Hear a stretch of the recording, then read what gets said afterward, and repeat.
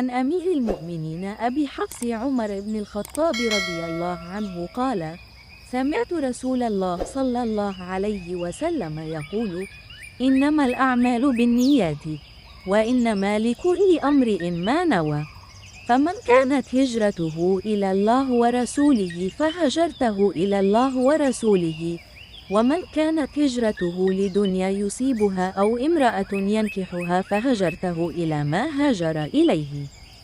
رواه إمام المحدثين أبو عبد الله محمد بن إسماعيل بن إبراهيم بن المغيرة بن بردزبه البخاري الجعفي رقم 1، وأبو الحسين مسلم بن الحجاج بن مسلم القشيري النيسابوري رقم 1907 رضي الله عنهما في صحيحيهما اللذين هما أصح الكتب المصنفة.